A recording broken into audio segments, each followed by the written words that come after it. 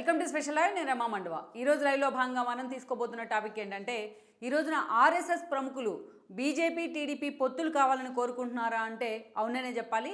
అంతేకాదు ఆర్ఎస్ఎస్ ప్రముఖుల్లో కొంతమంది చంద్రబాబు నాయుడికి చాలా సన్నిహిత సంబంధాలు ఉన్నాయి వాళ్ళతో. అదేవిధంగా అదే స్థాయిలో వాళ్ళ విషయంలో కూడా చంద్రబాబు నాయుడు అదే గ్రాటిట్యూడ్తో ఉండేవాళ్ళు. బీజేపీతో సన్నిహిత సంబంధాలు ఉన్న సమయంలోనే జాతీయ రాజకీయాల్లో టీడీపీ కీలక పాత్ర పోషించిన సమయంలోనే చంద్రబాబు నాయుడికి ఆర్ఎస్ఎస్ ప్రముఖులతో కూడా సంబంధాలు ఉన్నాయి. సో ఈ రోజున మోడీ షా లాంటి వాళ్ళు టీడీపీతోని చంద్రబాబు నాయుడుతోని పొత్తుల విషయంలో ఒక అడుగు వెనక్కి వేసిన బట్ ఏదైతే చంద్రబాబు నాయుడు విషయంలో మాత్రం ఆర్ఎస్ఎస్ ప్రముఖులు మాత్రం ఈ రోజున మోడీ షా మీద ప్రెజర్ తీసుకొస్తున్నారన్న ప్రచారం జరుగుతోంది. ఎలాగైనా సరే రేపటి ఎన్నికల్లో టీడీపీతో పొత్తులు ఉండాల్సిందే అని వాళ్ళు ప్రెజర్ తీసుకొస్తున్నారన్న ప్రచారం అయితే ఉంది. ఇప్పటికే కొంతమంది ఆర్ఎస్ఎస్ ప్రముఖులు చంద్రబాబు నాయుడుతో మాట్లాడినట్టు కూడా వార్తలు వస్తున్నాయి.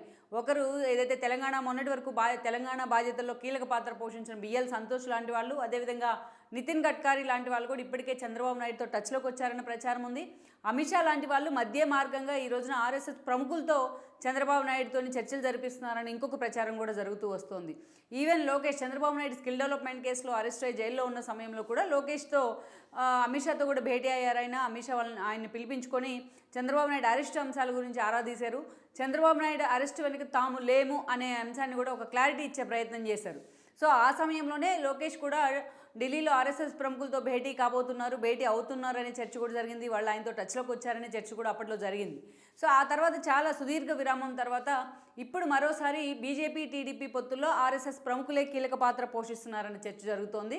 అయితే ఈరోజు చూస్తే ఆ స్థాయిలో ఎందుకు ఆర్ఎస్ఎస్ ఫోకస్ పెట్టే ప్రయత్నం చేస్తోంది బీజేపీ టీడీపీ పొత్తుల మీద? బీజేపీ అగ్రనేతలు సైతం పక్కన పెట్టి ఈ రోజున ఆర్ఎస్ఎస్ ప్రముఖులు ఎందుకు టువర్డ్స్ చంద్రబాబు నాయుడు వైపు సెయిల్ అవ్వాలని చూస్తూ వస్తున్నారు? నిజంగా ఈరోజు ఆర్ఎస్ఎస్కి బీజేపీ షా అంత ప్రయారిటీ ఇస్తూ ఉన్నారా? వాళ్ళు చంద్రబాబు నాయుడుతో పొత్తులు కావాలంటే ఆ దిశగా మోడీ అండ్ షా వెళ్ళే అవకాశాలు ఎంతవరకు ఉన్నాయి? ఈరోజు ఇప్పటికే పొత్తుల విషయం కూడా ఒక కొలికి వచ్చేసింది, ఒక ఖరారు అయింది అని జరుగుతున్న ప్రచారంలో వాస్తవం ఎంత? చంద్రబాబు నాయుడు సంక్రాంతి ముందు ఢిల్లీ వెళ్ళబోతున్నారు. ఢిల్లీ వెళ్ళినట్లయితే అక్కడ మోడీ షాలతో పాటు కొంతమంది ఆర్ఎస్ఎస్ ప్రధాన నేతలను కూడా కలవబోతున్నారనే వార్తల్లో ఈరోజు చాలా సీరియస్గా వస్తున్నాయి. ఆ వార్తల్లో వాస్తవం ఎంత? సో ఈ ప్రశ్నలన్నీ కూడా హాట్ టాపిక్ వస్తున్నాయి ఈ రోజున. వీటన్నిటికంటే ముందుగా మనం చెప్పుకోవాల్సింది అసలు మోడీ షాలకు అతీతంగా ఈరోజు ఆర్ఎస్ఎస్ నేతలు ఎందుకు టీడీపీతో పొత్తుల గురించి అంత ఆసక్తికరంగా ఉన్నారు అనే దానికి అనేక కారణాలు ఉన్నాయి. మనం చూసుకున్నట్లయితే టీడీపీ తెలంగాణ వేదిక మీద టీడీపీ ప్రస్థానం స్టార్ట్ అయినప్పటి నుంచి ఉమ్మడి రాష్ట్రంలో టీడీపీ జాతీయ రాజకీయాల్లో కూడా చాలా కీలక పాత్ర పోషించింది. ఈవెన్ ఎన్టీఆర్ హయాంలో అండ్ దెన్ చంద్రబాబు నాయుడు హయాంలో కూడా. ఎన్టీఆర్ హయాంలో చూసి నేషనల్ ఫ్రంట్ మొదలుకొని అదేవిధంగా యునైటెడ్ ఫ్రంట్ వరకు ఆ జాతీయ రాజకీయాల్లో నిజంగానే టీడీపీ చక్రం తిప్పింది. ఒక ప్రాంతీయ పార్టీ ఒక అత్యున్నత స్థాయిలో జాతీయ రాజకీయాలను కూడా టచ్ చేసిన పార్టీ ఏదైనా ఉందంటే అది టీడీపీనే. ఎస్పెషల్లీ తెలుగు రాష్ట్రాల నుంచి రిప్రజెంట్ చేస్తూ ప్రధానుల్ని రాష్ట్రపతుల్ని ఏదైతే డిక్లేర్ చేసిన చరిత్ర కూడా టీడీపీ హిస్టరీలో ఉంది. సో ఆ తర్వాత మనం చూసినట్లయితే ఎస్పెషల్లీ చంద్రబాబు నాయుడు చేతుల్లోకి పార్టీ వచ్చిన తర్వాత కూడా బీజేపీతో అదే స్థాయిలో సన్నిహిత సంబంధాలు కొనసాగిస్తూ వచ్చారు ఆయన. అప్పట్లో మనం చూసినట్లయితే వాజ్పేయి హయాంలో ఆ రోజు టీడీపీ కీలక భాగస్వామిగా ఉంది. అదేవిధంగా మనం చూస్తే అదే స్థాయిలో వాజ్పేయి లాంటి నేతలు కూడా చంద్రబాబు నాయుడు అంటే అదే గ్రాటిట్యూడ్తో ఉండేవాళ్ళు. ఇక ఆ సమయంలోనే పలువురు సీనియర్ నేతలతో లైక్ అద్వానీ కానీ, ఒక ఉమాభారతి కానీ, ఒక జార్జ్ ఫెర్నాండెస్ కానీ, ఒక కళ్యాణ్ సింగ్ లాంటి నేతలందరితో కూడా వాజ్పేయి సమకాలీకులైన నేతలతో ఆయన క్యాబినెట్లో మంత్రిగా ఉన్న మంత్రులుగా కేంద్ర మంత్రులుగా పనిచేసిన నేతలందరితో చంద్రబాబు నాయుడికి దాదాపు సత్సంబంధాలే ఉన్నాయి. ఇక అదే సమయంలో అటు ఆర్ఎస్ఎస్ ప్రముఖులతో కూడా అదే స్థాయిలో బాండింగ్ అయితే ఏర్పడింది ఆయనకు. ఇక చంద్రబాబు నాయుడికి సంబంధించి ఆయన పరిపాలనా విధానం మీద కూడా ఆర్ఎస్ఎస్ ప్రముఖులు చాలాసార్లు ప్రశంసలు కురిపించిన సందర్భాలు కూడా ఉన్నాయి.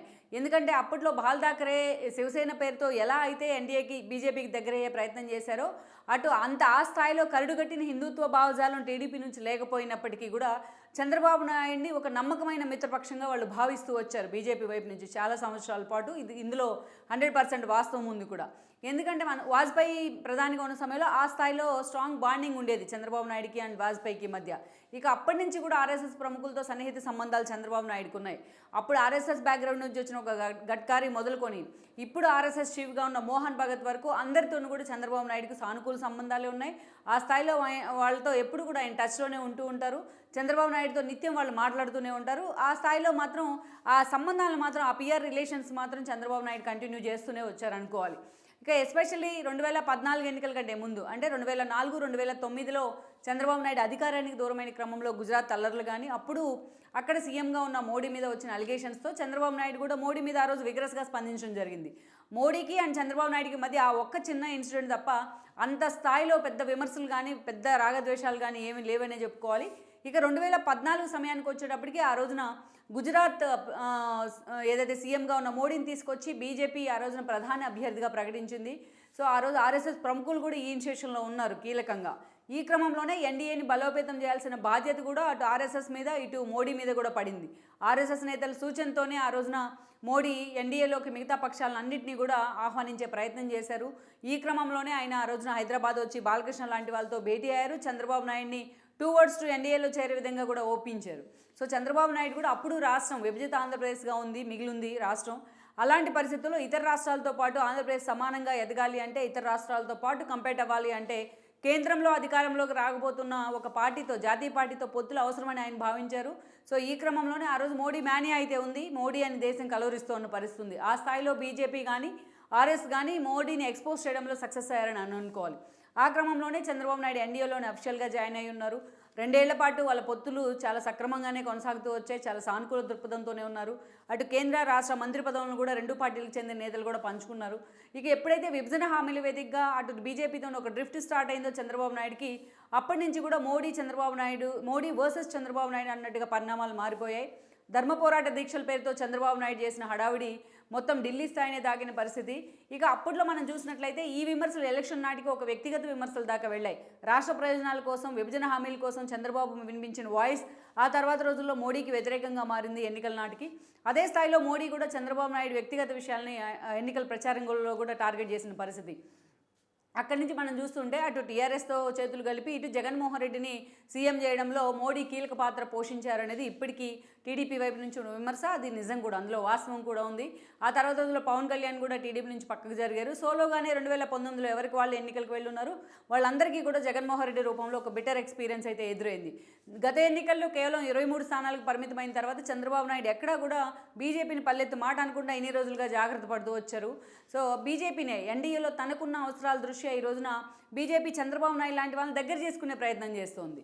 అయితే ఇక్కడ ఒక ట్విస్ట్ ఏంటంటే, ఒకవైపు జగన్మోహన్ రెడ్డి మోడీకి దత్తపుత్రుడు అని చెప్తూ నిర్మలా సీతారామన్ లాంటి వాళ్ళు మాట్లాడుతున్నారు.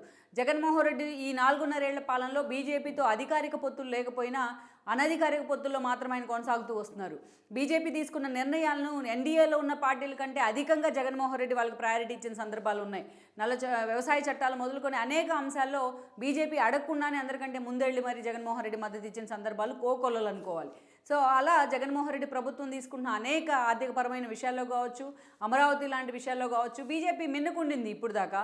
ఎక్కడ జగన్మోహన్ రెడ్డి మీద పోరాటం చేస్తానో, జగన్మోహన్ రెడ్డి మీద ఒక ఫైట్ చేసే స్పిరిట్లోనూ బీజేపీ లేదన్నది వాస్తవం. ఆ పార్టీ నియమించిన ఏపీ అధ్యక్షులు కూడా ఇప్పటిదాకా అలాంటి పందాల్లోనే వెళ్తూ వచ్చారు.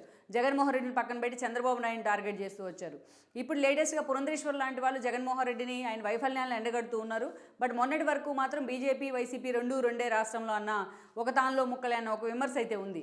సో అలాంటి సిచ్యువేషన్లో చంద్రబాబు నాయుడిని మరోసారి ఒకవైపు జగన్మోహన్ రెడ్డిని ప్యాంపర్ చేస్తూనే అటు వివేకానంద రెడ్డి మర్డర్ కేసు కావచ్చు, రాష్ట్రంలో ఉన్న పరిస్థితులు కావచ్చు, ఆయన పరిపాలనా విధానాలు కావచ్చు, మరోవైపు చంద్రబాబు నాయుడు దగ్గర చేసుకోవడానికి బీజేపీ ట్రై చేస్తూ వచ్చింది. ఎందుకంటే ఎన్డీఏ డే బై డే అది మోర్ అండ్ మోర్ వీకెన్ అవుతూ వచ్చింది. అటు నితీష్ లాంటి వాళ్ళు బయటికి ఎగ్జిట్ అవ్వడం కానీ, హేమంత్ సోరెన్ లాంటి వాళ్ళు కేసులతో సతమతమవుతూ బయటకు వెళ్ళడం కానీ, శివసేన 2గా చీలి ఈరోజు కేవలం షిండే శివసేన మాత్రమే బీజేపీతో ఉన్న తీరు కానీ, సో ఇవన్నీ కూడా బీజేపీని ఒక సఫికేషన్కి అయితే గురి చేస్తున్నాయి. సౌత్లో ఎలాగైనా పాగా వేయాలనుకున్న రెండోసారి కర్ణాటకలో పూర్తి స్థాయిలో కాంగ్రెస్ అధికారంలోకి వచ్చిన పరిస్థితి ఉంది. తెలంగాణలో ఎలాగైనా తాము జెండా బాతాలను బీజేపీ లెక్కలు కట్టినా అక్కడ బీఆర్ఎస్తో కుదుర్చుకున్న లోపాయికారి ఒప్పందాలు ఆ పార్టీకి డ్యామేజ్ చేశాయి. అదేవిధంగా తెలంగాణలో కాంగ్రెస్ని అధికారంలోకి తీసుకొచ్చాయి. అందుకే ఈరోజు ఏపీ మీద చాలా సీరియస్గా బీజేపీ పెద్దలు ఫోకస్ పెడుతున్నారని ప్రచారం ఉంది. అటు ద్రౌపది ముర్ముకు మద్దతు దగ్గర నుంచి G20 సన్నాహక సమావేశాల వరకు, అదేవిధంగా అల్లూరు సీతారామరాజు విగ్రహావిష్కరణ వరకు అనేక అంశాల్లో చంద్రబాబు నాయుడిని బీజేపీ నేతలు లీడ్ చేస్తూనే వచ్చారు. ఆయనతో ఒక అసోసియేషన్ అయితే ఏర్పాటు చేసుకోగలిగారు. సో చంద్రబాబు నాయుడు కూడా తాను అరెస్ట్ అయ్యే ముందుగా అమిత్ షాను కూడా కలవడం జరిగింది. అమిత్ షాతో కూడా ఆయన మాట్లాడారు. అప్పట్లోనే పొత్తుల గురించి చర్చ జరిగిందనే ఒక వార్తలు కూడా వచ్చాయి. అయితే 12 ఎంపీ స్థానాలను బీజేపీ కోరిందనే ఒక వార్త కూడా అప్పట్లో వచ్చినా, బట్ చంద్రబాబు నాయుడు నోట్లోంచి మాత్రం ఇప్పటిదాకా ఆయన నోట్లోంచి ఎక్కడ బీజేపీ నన్ను ఇన్ని సీట్లు కోరిందనే మాట అయితే బయటికి రాలేదు. ఆఖరికి బీజేపీతో పొత్తులకు సిద్ధం కాకపోవడం వల్ల ఆయన అరెస్ట్ అయ్యారు అనే ఒక విమర్శ కూడా తెర మీదకి వచ్చినా, బట్ చంద్రబాబు నాయుడు ఎక్కడ అమిత్ షాతో చర్చలు జరిగిన విషయాన్ని మాత్రం ఇప్పటిదాకా ఆయన నోట్లోంచి అయితే బయటికి రాలేదు. వివిధ రకాలుగా అటు మీడియాలోని పార్టీ నేతల నుంచో అటు విశ్లేషకుల నుంచి వస్తున్న ఒక ఏదైతే ఊహాగానాలే తప్ప ఎక్కడ చంద్రబాబు తన నోట్లోంచి ఎక్కడ ఆ మాట అయితే చెప్పలేదనుకోవాలి. అయితే ఎప్పుడైతే చంద్రబాబు నాయుడు స్కిల్ డెవలప్మెంట్ కేసులో అరెస్ట్ అయ్యి ఆయన 52 రోజుల తర్వాత బయటకు వచ్చారు, ఒక వెల్లువలో ఆయన మీద సానుభూతి వచ్చింది ప్రాంతాలు పార్టీలకు అతీతంగా. ఆ తర్వాత జగన్మోహన్ రెడ్డితో సహా అటు అమిత్ షా లాంటి వాళ్ళు చేయించుకున్న సర్వేల్లో కూడా ఈ రోజున టీడీపీ అధికారంలోకి రావడం తథ్యమన్న అంచనాలు వస్తున్నాయి. అదే సమయంలో పవన్ కళ్యాణ్తో టీడీపీ పొత్తులు కుదుర్చుకొని అధికారికంగా ఈరోజు ముందుకెళ్తున్న పరిస్థితుల్లో ఈ రెండు పార్టీల కూటమి రేపు ఏపీ ఎన్నికలను స్వీప్ చేస్తుందన్న కొన్ని సర్వేలు కూడా స్పష్టం చేస్తున్నాయి. వీటన్నిటితో పాటు ఇక్కడ తెలంగాణలో పోటీ చేయొద్దని చంద్రబాబు నాయుడు తీసుకున్న నిర్ణయం అటు కాంగ్రెస్కి కూడా లాభించింది. ఈరోజున బీజేపీ కేవలం 8 స్థానాలకే పరిమితం అయితే కాంగ్రెస్ ఈరోజున 64 స్థానాలతో అధికారంలోకి వచ్చిన పరిస్థితి ఉంది. సో ఈ పరిణామాలన్నిటి తర్వాత బీజేపీ నేతలు ఆలోచనలో పడ్డారు. ఎలాగైనా సరే తెలుగు రాష్ట్రాల నుంచి, అది కూడా సదరన్ స్టేట్స్ నుంచే, పర్టికులర్లీ తెలుగు రాష్ట్రాల నుంచి, అందులో కూడా ఏపీ నుంచి ఒక టీడీపీ లాంటి నమ్మకమైన మిత్రపక్షం, చంద్రబాబు నాయుడు లాంటి ఒక నమ్మకమైన మిత్రపక్షం మనతో ఉండాలి అని కూడా బీజేపీ నేతలు లెక్కలు కడుతున్నారని ప్రచారం అయితే ఎప్పటి నుంచో ఉంది. ఇక్కడ ఈ సీన్లోకే ఈరోజు ఆర్ఎస్ఎస్ ప్రముఖులు అయితే ఎంటర్ అయ్యారని కూడా అంటున్నారు. ఎందుకంటే ఈ పొత్తుల విషయం అసలు ఉండాలా వద్దా, చంద్రబాబు నాయుడుతో ఒకవైపు సెయిల్ అవుతామనే ఇండికేషన్ ఇస్తూనే, మరోవైపు జగన్మోహన్ రెడ్డి అప్పులు ఊబిలో ఉన్నారని ఒకవైపు విమర్శలు చేస్తూనే, మరోవైపు ఆయనకి ఏదైతే దఫదఫాలుగా నిధులు కూడా మంజూరు చేస్తూ ఉంది కేంద్రం. ఇక్కడే టీడీపీ శ్రేణులకు కానీ, టీడీపీని అభిమానించే వాళ్ళకి కానీ ఒక సఫికేషన్ అయితే ఎదురవుతోంది. బీజేపీ విషయంలో ఒక క్లారిటీ అయితే రావట్లేదు. అయితే మరొక వైపు ప్రెజర్స్ పెడుతున్నారనే చర్చ అయితే జరుగుతూ వస్తోంది. ఇలాంటి సమయంలోనే ఈ రోజున ఆర్ఎస్ఎస్ ప్రముఖులు ఈ ఇష్యూలోకి ఎంటర్ అయ్యారని కూడా చెప్తున్నారు. ఓ గడ్కారీ లాంటి వాళ్ళు కావచ్చు, ఒక బిఎల్ సంతోష్ లాంటి వాళ్ళు కావచ్చు, ఓ మోహన్ భగత్ లాంటి వాళ్ళు కావచ్చు, ఈరోజు చాలా సీరియస్గా టీడీపీతో పొత్తులు ఉండాల్సిందే అని వాళ్ళు అమిత్ షాకు అండ్ దెన్ మోడీకి తేల్చి చెప్పినట్టు కూడా వార్తలు వస్తున్నాయి ఈరోజు. ఎందుకంటే చాలా అనేక కీలక కారణాలు ఉన్నాయి ఇక్కడ టీడీపీతో పొత్తుల కోసం ఆర్ఎస్ఎస్ ముందుకు వెళ్ళడానికి. ఇప్పటికే అటు మోడీ ఇటు అమిత్ షా తీరుతో గత 10 ఏళ్లుగా మొత్తం బీజేపీలో ఒక మోనోపలి ఏర్పాటైందనే ఒక చర్చ ఉంది. వాళ్ళిద్దరూ కూడా పూర్తి స్థాయిలో వాళ్ళు చూపించే ఒక ఆధిపత్య పోరు బీజేపీలో అసలు మిగతా నేతలు ఇంకెవరు అన్న క్వశ్చన్ అయితే తెర మీదకి తీసుకొచ్చింది. నిన్నటికి నిన్న రామ మందిరం ఓపెనింగ్ ఆహ్వానానికి అసలు ఆ మందిరం ఓపెనింగ్కి ఈరోజు కడతానికి ఈరోజు అంత స్థాయిలో ఆ పేరు రావడానికి కారణమైన అద్వానీ లాంటి వాళ్ళని అక్కడ ఆయన్ని రావద్దు అని చెప్పి కూడా రిక్వెస్ట్ చేస్తూ కూడా అక్కడ కమిటీ తీర్మానించడం, అదొక నిజంగానే ఒక సోషల్ మీడియాలో ట్రోలింగ్ గురైంది మోడీకి సంబంధించి. సో దాన్ని మళ్ళీ రివోక్ చేసే క్రమంలో దాన్ని క్షమాపణ చెప్పి దాన్ని సరి చేసుకున్న పరిస్థితి కూడా కమిటీ. సో అట్లాంటి విషయాలు అన్నీ కూడా ఈ రోజున ఒక అద్వానీ కావచ్చు, అదేవిధంగా ఒక ఉమాభారతి కావచ్చు, చాలామంది నేతల్ని మోడీ అండ్ షాలు పక్కన పెడుతున్న తీరు, పార్టీలో టాప్ టు బాటమ్ అటు షా తప్ప మోడీ లేని తీరు, ఈ వ్యవహారం అంతా కూడా ఆర్ఎస్ఎస్లో ఒక సఫికేషన్ అయితే ఉంది. ఎప్పటి నుంచో ఈ తీరు మీద ఆర్ఎస్ఎస్లో ఇంటర్నల్ చర్చ జరుగుతోందనే ఎప్పటి నుంచో ఒక ఫీల్డ్ అయితే వస్తుంది. అటు ఆర్ఎస్ఎస్ అటు గడ్కారీ లాంటి వాళ్ళు కూడా అంత కన్సర్న్లో కూడా తీసుకున్న పరిస్థితి మోడీ కానీ షా కానీ. అందుకే ఈసారి ఎన్నికల్లో ఇండియా కూటమి ఒకవైపు బలపడుతూ వస్తోంది. మొన్న 4 రాష్ట్రాల్లో బీజేపీ అధికారంలోకి వచ్చిన ఇండియా కూటమి ఇప్పటి నుంచే కష్టపడితే రేపు అధికారాన్ని ఫామ్ చేయడం పెద్ద కష్టమేమీ కాదన్న అంచనాలు కూడా వస్తున్నాయి. యోగేంద్ర యాదవ్ లాంటి సఫాల్ కూడా నిన్న దాన్నే స్పష్టం చేసిన పరిస్థితి ఉంది. సో ఇలాంటి సిచ్యువేషన్లో ఈ రోజున ఎన్డీఏ అంతే స్ట్రాంగ్గా ఉండాలంటే మోడీ అండ్ అమిత్ షా ఆధిపత్య పోరును కానీ వాళ్ళ మోనోపలిని కానీ తగ్గించాలని ఆర్ఎస్ఎస్ ప్రముఖులు లెక్కలు వేస్తున్నారు. ఈ క్రమంలోనే ఈ విషయం మీద చాలా నెగోషియేషన్ అయితే జరుగుతూ వస్తోంది. ఆ క్రమంలోనే తన పాత మిత్రులందరినీ దగ్గర తీసుకోవాలనే ఒక ప్రపోజల్ను ఆర్ఎస్ఎస్ ప్రముఖులు మోడీ ముందు షా ముందు ఉంచారని కూడా చెప్తున్నారు. సో ఇండియా కూటమికి ఒక శాంటిటీ తగ్గి ఎన్డీఏకి ఒక క్రెడిబిలిటీ పెరగాలి అంటే గతంలో దూరమైన నేతలందరినీ తిరిగి దగ్గర చేసుకునే ప్రయత్నం చేయాలనే ఒక ఆలోచనను, ఒక ప్రపోజల్ను ఆర్ఎస్ఎస్ ప్రముఖులు అమిత్ షా ముందు ఉంచారనే చర్చ జరుగుతోంది. దానిలో భాగంగానే ఈరోజు ముందుగా చంద్రబాబు నాయుడుతోనే అమిత్ షా లాంటి వాళ్ళు చర్చలు జరుపుతూ ఉన్నారు. అదేవిధంగా ఉద్ధవ్ ఠాక్రే లాంటి వాళ్ళతో కూడా త్వరలోనే అమిత్ షా భేటీ కాబోతున్నారనే లీకులు కూడా వస్తున్నాయి. సో ఈ క్రమంలోనే ఈ రోజున ఆర్ఎస్ఎస్ ప్రముఖుల ఒత్తిడితోనే వాళ్ళకి చంద్రబాబు నాయుడుతో ఉన్న సంబంధాల కారణంగానే ఈరోజు వాళ్ళు అమిత్ షా అండ్ మోడీ మీద ఒత్తిడి తీసుకొస్తూ ఉన్నారు. ఎన్డీఏని మరొకసారి బలోపేతం చేసి రేపటి ఎన్నికల్లో మరోసారి హ్యాట్రిక్ కొట్టాలి బీజేపీ అంటే చంద్రబాబు నాయుడు లాంటి ఒక మిత్రపక్షంతో, ఒక సాలిడ్ మిత్రపక్షంతో వాళ్ళు సపోర్ట్ తీసుకుని ఎన్నికలకు వెళ్ళాలి అన్న ఆలోచన అయితే ఆర్ఎస్ఎస్ ప్రముఖులు చేస్తూ ఉన్నారు. గతంలో జగన్మోహన్ రెడ్డి అవలంబిస్తున్న కొన్ని సెక్యులర్ ఇష్యూస్ మీద కానీ వీటన్నిటి మీద బీజేపీ చాలా సీరియస్గా కూడా టార్గెట్ చేస్తూ వచ్చింది. ఆర్ఎస్ఎస్ ప్రముఖులు చాలామంది కూడా అదే వాయిస్ కూడా వినిపిస్తూ వచ్చారు ఏపీ రాజకీయాల్లో. సో ఇవన్నీ కూడా ఈరోజు చంద్రబాబు నాయుడుకి ఒక యాడ్ అండ్ ఎలిమెంట్స్ అయ్యాయి అనుకోవాలి ఆర్ఎస్ఎస్ యాంగిల్లో. సో అందుకే ఈరోజు ఆర్ఎస్ఎస్ ప్రముఖులు చాలా సీరియస్గా మోడీ అమిత్ షా మీద ఒత్తిడి తెచ్చారు. కాబట్టి ఆ దిశగా చంద్రబాబు నాయుడుతో ఉన్న తమ పాత పగలన్నింటినీ, రాజకీయ పగలన్నింటినీ పక్కన పెట్టి ఈరోజు వాళ్ళు పొత్తులకి పూర్తి స్థాయిలో ఒత్తిడి తెచ్చున్నారన్న ప్రచారం ఉంది. అందుకే రేపు చంద్రబాబు నాయుడు ఢిల్లీ వెళ్ళినట్లయితే అటు షా మోడీలతో పాటు పూర్తి స్థాయిలో ఆయన ఆర్ఎస్ఎస్ ప్రముఖులతో కూడా భేటీ కాబోతున్నారని కూడా చెప్తున్నారు. సో అటు మోహన్ భగత్ మొదలుకొని ఇటు గడ్కరీ లాంటి వాళ్ళు, ఇటు బిఎల్ సంతోష్ లాంటి వాళ్ళు ఈ పొత్తుల విషయంలో చాలా కీలకంగా వ్యవహరించబోతున్నారని కూడా కొన్ని ఇండికేషన్స్ వస్తూ ఉన్నాయి.